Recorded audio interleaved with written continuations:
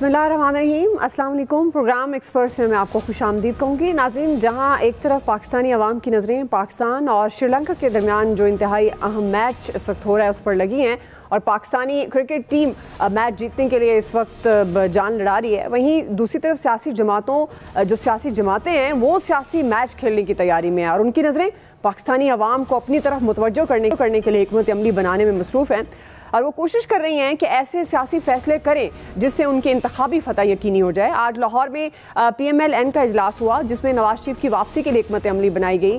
Peoples party की CEC ने भी लाहौर में अहम मुशावरती इजलास मुनक्किद किया जिसमें इंतखाबात और पार्टी को दरपेश चैलेंजेस का जायज़ा लिया गया।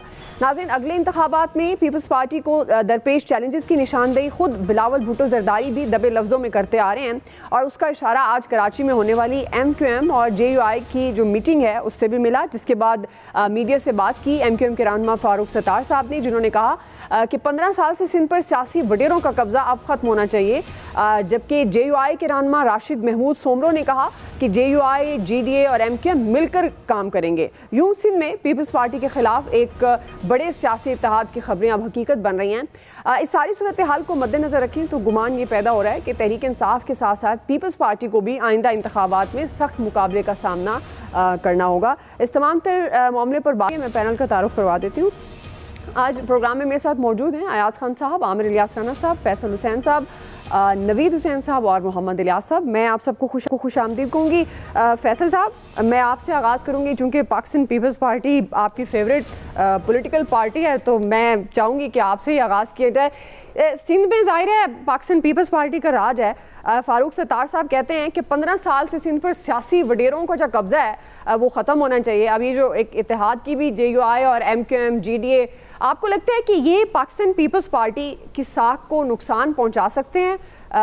जिस तरह से MQM भी कह रही है, MQM का एक जाहिर है एक बड़ा वोट बैंक तो रहा है, अब आकर वो उसका वोट बैंक कम हुआ, लेकिन आपको लगता है कि ये इत्तेहाद पाकिस्तान पीपल्स पार्टी के लिए मुश्किल हो सकता है?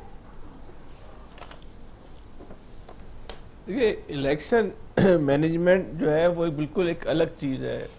इत्तेहाद बनना आज तक वो बिल्कुल एक अलग साइंस रही है पाकिस्तान की सियासत में। इस इत्तेहाद के इंतखाबी जो सियासत है उसमें क्या असरात होंगे और जो आने वाला इलेक्शन है उसमें किस हद तक ये असरअंदाज होगा। ज़ाहिरी तौर पे अगर हम बात करें तो इसमें तो कोई नतीजा खेज असर नहीं पड़ सकता। ये जो इत्तेहाद की GDA और MQM के इत्तेहाद की बातें हो रही हैं, बात यह है कि पीपल्स पार्टी को इलेक्शन लड़ना आता है, इलेक्शन मैनेजमेंट आती है। अभी इलेक्शन मैनेजमेंट जो है ना एक बहुत ही वसीउल मान्य लफ्ज है। आम आदमी समझता है कि अवाम की हिमायत से इलेक्शन जीता जाता है और आम आदमी को समझना भी यही चाहिए, लेकिन ज़मीनी हकायक जो है ना वो बहुत मुख्तलिफ है। इलेक्शन जीतने की जो अज़ाए तरकीबी है वो बहुत कम लोगों के पास है, सही पीपल्स पार्टी के पास है। उस अज़ाए तरकीबी के तहत जिन जिन लोगों से जो लोग इस इलेक्शन के अमल पे असरअंदाज हो सकते हैं वो असल में नतीजा खेज जो है वो उनके असरअंगेजी होती है। 2018 में भी पीपल्स पार्टी के हाथ से जो है वो बहुत अहम तरीन सीटें निकल गई थी और जो हशर कराची में MQM का हुआ था वही हशर कमोबेश जो है वो पीपल्स पार्टी का हुआ था। लेकिन जिन लोगों ने तहरीक इंसाफ के लिए इलेक्शन मैनेज किया था उन लोगों ने बिल्कुल जो है वही काम जो है पीपल्स पार्टी के लिए किया। तहरीक इंसाफ के लिए करने के कुछ और मामलात थे, पीपल्स पार्टी के लिए जिसने काम मैनेज किया गया वो कुछ और तरीक़ेकार था। तो हो सकता है कि वही तरीक़ेकार दोबारा अप्लाई किया जाए। हम बहुत मोहतात अंदाज में गुफ्तगू कर रहे हैं तो पीपल्स पार्टी जो है वो दोबारा जीत जाए या पीपल्स पार्टी को वो तरीक़ेकार अप्लाई करने के लिए मजबूर किया जा रहा हो। एक गुमान है ना, गुमान पे तो कुछ भी गुफ्तगू कर सकते हैं। आ जाओ भाई, जिस तरह 2018 में इलेक्शन लिया था, अगर अभी इलेक्शन चाहिए तो वही तरीक़ेकार आप अप्लाई कर लो। ठीक, ये तो सबको पता है कि 2018 में अंदरूनी सिंध में पीपल्स पार्टी किस तरह इलेक्शन जीती थी। सही है, बिल्कुल उसी तरह जैसे कराची में तहरीक इंसाफ या और पाकिस्तान के और शहरों में। तो अभी ये जो इत्तेहाद है ना, इस बात को समझे। एक आखिरी जुमला बोल दूं कि हो सकता है कि सिर्फ पीपल्स पार्टी को डराने के लिए मुलाकातें करवाई जा रही हो। अच्छा, अमली तौर पे इन मुलाकातों का शायद कोई इतने असरात आए नहीं, लेकिन ये सब चीजें भी कबल अज़ वक्त है, आने वाले दिनों में और सूरत हाल वाज़ेह होगी। सही है जी। नवीद साहब, आपको लगता है कि पीपल्स पार्टी को आइंदा इंतखाबात में, अगर हम सिंध की बात करते हैं, कई दहाइयों से वहाँ पर हुक्मरान सख्त मुकाबले का सामना करना पड़ सकता है? और ये भी मद्देनजर रखें जिस तरह बिलावल भुट्टो जरदारी एक्टिव हैं जी। दुआ देखें, हमने पाकिस्तान की जो सियासी तारीख है उससे एक सबक तो हम सब ने सीखा है कि पाकिस्तान में इलेक्शन नहीं सिलेक्शन होती है, और उस सिलेक्शन के लिए जो है वो फिर अलाइंसेस बनाए जाते हैं, इंतखाबी अलाइंसेस बनाए जाते हैं, और उन इंतखाबी अलाइंसेस के लिए जो है वो फिर सियासी इंजीनियरिंग होती है। 2018 के इलेक्शन में हमने देखा, 2018 में जिस तरह से पीटीआई को लाने के लिए जिस तरह से सियासी इंजीनियरिंग की गई थी, फिर वो रिवर्स इंजीनियरिंग की गई और जो है वो पीटीआई को घर भेज दिया गया। इस वक्त भी जो बज़ाहिर नज़र आ रहा है, जो मेरे ख्याल में जिसकी वजह से फिर यही वो लोग थे, यही जीडीए थी, यही जो है वो एमक्यूएम थी, और यही लोग थे जो कि कल उस सियासी इंजीनियरिंग का हिस्सा थे जिसके नतीजे में इमरान खान साहब जो है वो इक़्तिदार में आए और प्राइम मिनिस्टर बने। लेकिन यहाँ एक बात नहीं भूलनी चाहिए कि जो लोग ये सियासी इंजीनियरिंग कर रहे हैं, वो जो सिलेक्ट कर रहे हैं, जो सिलेक्टर्स हैं, उनका भी कभी भरोसा नहीं होता कि वो मिड रेस जो है अपने घोड़े तब्दील कर लें, जैसे कि इमरान खान साहब के उसमें हुआ। इस वक्त बज़ाहिर लग ये रहा है कि हवा का रुख जो है वो पीएमएलएन की तरफ है। हमने देख लिया जिस तरह से पीएमएलएन के लोग जो है वो केयर टेकर गवर्नमेंट में जो है उनको इंडक्ट किया जा रहा है, जिस तरह से, और फिर सिंध के गवर्नर जो हैं वो कामरान टिसोरी साहब जाके नवाज शरीफ साहब से मुलाकात करते हैं और आगे कहते हैं कि जी अगला प्राइम मिनिस्टर जो है वो नवाज शरीफ साहब होंगे। तो मेरे ख्याल में हवा का रुख देखते हुए जो कुछ भी यहाँ पे हो रहा है, मौलाना फजल रहमान साहब ने भी उस दिन कह दिया कि जी वो पीपल्स पार्टी के साथ इत्तेहाद नहीं हो सकता। पिछली जो गवर्नमेंट थी, जो पीडीएम की गवर्नमेंट थी, उसमें हमें ये लग रहा था कि शायद पीएमएलएन को सामने ला के उसको गवर्नमेंट का फेस बना के और गवर्नमेंट अपनी कारकर्दगी के बोझ तले दबा के शायद पीपल्स पार्टी को जो है उसको अगली गवर्नमेंट दी जाए। लेकिन मेरे ख्याल में मुझे लग रहा है कि घोड़े फिर मिड रेस जो है वो चेंज हो गए हैं, और ये जो नए इत्तेहाद बन रहे हैं ये उसी का हिस्सा नजर आ रहा है। सही है जी। आमिर साहब, आप नए इत्तेहाद को किस तरह देख रहे हैं, और खासतौर पर अगर हम सिंध की, जो कि पाकिस्तान पीपल्स पार्टी की बात करते हैं, तो जरदारी साहब तो कई दफ़ा कह चुके हैं क्या वो सिंध नहीं पूरे पाकिस्तान पीपल्स पार्टी का राज देखना चाहते हैं, और वो ये भी चाहते हैं कि बिलावल भुट्टो जरदारी अगले प्राइम मिनिस्टर हों। ऑल्दो ये सबकी ख्वाहिश होती है कि वो वज़ीर आज़म बने, लेकिन अब जिस तरह अब इत्तेहाद की भी जिक्र हुआ, तो आपको लगता है कि पीपल्स पार्टी के लिए टफ कंपटीशन हो सकता है इंतखाबात में, खासतौर पर सिंध में? नहीं, देखें, किसी के भी ख्वाब देखने पे पाबंदी नहीं होती, और किसी भी सियासी जमात के ये कहने पे कि हमें इलेक्शन लड़ना है और हमें जीतना है, बिल्कुल ठीक बात है। इलेक्शन लोग लड़ते इसीलिए हैं कि जीते हैं, लेकिन कुछ चीज़ें हैं जो समझने की हैं कि जीडीए 2018 में तैयार किया गया था पीपल्स पार्टी को फारिग करने के लिए, और जब वो तैयार हुआ तो जरदारी साहब ने गेम डाली और वो वापस ले गए, और इनको जो है ना वो कश्ती मंझधार में छोड़ दी, बेयारो मददगार रह गए। उनमें से 2-4 जीत गए, जिसमें गौस बख्श मेहर आखिरी वो बड़े खिलाड़ी थे सियासी तौर पे पीर पगाड़ा साहब की अपनी फैमिली के बाद, जो मुसलसल जीतते आ रहे थे, वो भी पीपल्स पार्टी में चले गए, क्योंकि पीर पगाड़ा साहब भी कोई सीरियसली तो कोई सियासत नहीं कर रहे थे कि वो अपनी पार्टी के लिए कहीं फाइट करते, कोई बात करते। वो जब वजीर भी बने उनके भाई, और इमरान खान साहब के साथ कुछ भी नहीं हो रहा था पॉलिटिकली, तो वो फारिग हो गए थे। तो अब आप एमक्यूएम को देखें, जो फारूक सत्तार साहब की आपने गुफ्तगू सुनाई कि 15 साल से जो सियासी वडेरे हैं, भाई 10 साल तो आप उनके साथ बराह रास्त रहे, और बिलवास्ता आप वफाक में इमरान खान के साथ बैठे रहे, और फिर मरकज़ में शहबाज शरीफ के साथ भी दोबारा बैठे रहे आप। तो किन को चैलेंज करने जा रहा है और कौन करने जा रहा है? जीडीए के साथ मिलके, जो खुद इमरान खान साहब के साथ हुक्मरान इत्तेहाद का हिस्सा थी, एमक्यूएम हिस्सा थी। तो भाई कसूर किस वडेरे का है जिसके साथ आप बैठे थे, उस पीपल्स पार्टी का जिसके साथ आप बैठे थे? मतलब ये वही चूरन है जो बिलावल भुट्टो सिंध में जब जलसे करने जाएं तो वो जाके 15 साल बाद हैदराबाद में पानी देने पहुंच जाते हैं। अंदाजा करें कि 15 साल से वो ना क्लिफ्टन में अपने घर में पानी पहुंचा सके और ना वो हैदराबाद के लोगों को पहुंचा सके। तो सियासत, राजनीति इसी चीज का नाम है कि उन्हें मैदान में निकलना है, लोगों को बनाना है, बात करनी है कि जी क्या करना है, क्या नहीं करना है। पंजाब से वो फारिग हो चुके, उन्हें इस्तेकाम पार्टी की सूरत में जवाब मिल गया और उधर केपी में भी उनको पता चल गया कि वहाँ जो बनी है वो पार्लियामेंटेरियन, वो उनके लिए नहीं बनी। बीएपी जो उनके अंदर जम होने जा रही थी बलोचिस्तान में, वो पीएमएलएन के साथ जाके खड़ी हो गई और इनकार कर दिया कि हम पीपल्स पार्टी के साथ चाहने के बावजूद नहीं आ रहे। तो ये एमक्यूएम भी आखिरी दिनों में चाहत के बावजूद जो फैसला होगा उधर ही चली जाएगी। जीडीए को तो मैं बिल्कुल नहीं सीरियस कह रहा। जी आया साहब, देखिए बुनियादी तौर पे ये इत्तेहाद तो आपको पता बनते रहते हैं और ये प्योरली अपने मफादात के लिए बनते हैं। कभी आपने सुना है किसी पॉलिटिकल पार्टी ने कहा हो कि इस पॉलिटिकल पार्टी से हम इत्तेहाद कर रहे हैं क्योंकि ये बेहतर डिलीवर कर सकते हैं और आवाम को कुछ दे सकते हैं, इसलिए हम मिल के लोगों की बेहतरी के लिए कुछ करेंगे। यहाँ तो चौधराहट का मामला है कि जी चौधराहट मुझे चाहिए और जब मिल जाएगी फिर ही मैं इस मुल्क को ठीक करूँगा। नो डाउट इस वक्त आज की स्टेज तक पीएमएलएन फ्रंट रनर लग रही है क्योंकि जिस तरह से चीज़ें चल रही हैं उनकी फेवर में चल रही हैं। लेकिन ये मत भूलिएगा ये वतन अजीज़ है, इसमें चीज़ें कब चेंज हो जाएं कोई कुछ नहीं कहा जा सकता।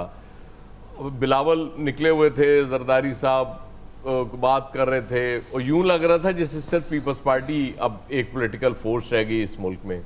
फिर पीएमएलएन को समझ आई, उनको अनाउंस करना पड़ा कि कायद 21 को आएंगे, 21 अक्टूबर को जी। उससे पहले तो अगर मगर की बात हो रही थी, डेट्स मुख्तलिफ दी जा रही थी, लेकिन ऑफिशियल अनाउंसमेंट हमें नजर नहीं आ रही थी। वो फिर छोटे कायद ने अनाउंस किया और आपको याद होगा कि वो आज भी पीएमएलएन का इजलास था लाहौर में और उसमें ये मरियम साहबा कह रही थी कि नवाज शरीफ आएंगे और सब ठीक कर देंगे।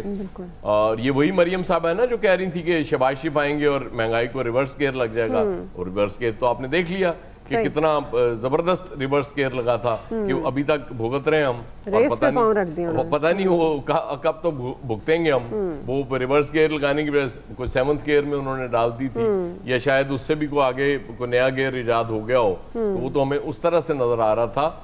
और जो गवर्नमेंट पीडीएम की रही उसमें पीएमएलएन के स्टेक सबसे ज्यादा थे क्योंकि प्राइम मिनिस्टर उनका था, वजीर खजाना उनका था। उस हवाले से तो इस वक्त आज की तारीख तक तो लोग बहुत परेशान हैं।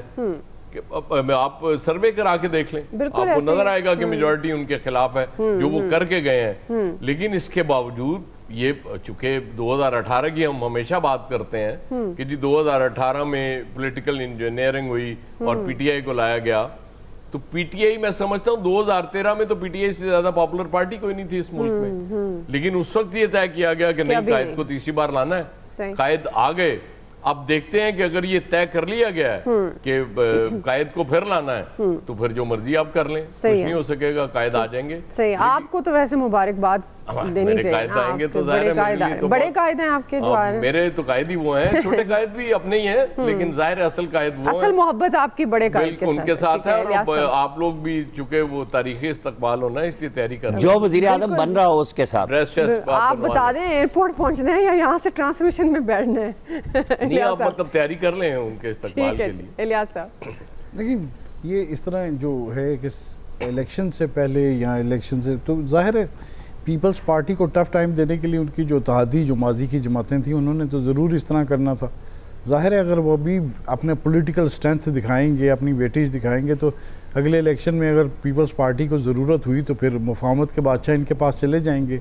ये कोई मसला नहीं, ये पहले भी इस तरह करते रहे हैं। उनके पास जाके जरदारी साहब इनको बात मना लेते हैं और फिर हंसते हुए आते हैं और प्रेस कॉन्फ्रेंस करते हैं और ये भी लोग भी इनके साथ ही हो जाते हैं। तो जाहिर है कुछ लो दो का मामला तो चलेगा इस इलेक्शन से पहले। तो हर एक पार्टी ने अपने आप को दिखाने, क्योंकि पीपल्स पार्टी ने अपना स्ट्रेंथ दिखाने की कोशिश की तो नून लीग को भी अपना बताना पड़ा, ऐलान करना पड़ा कि मियाँ साहब आ रहे हैं।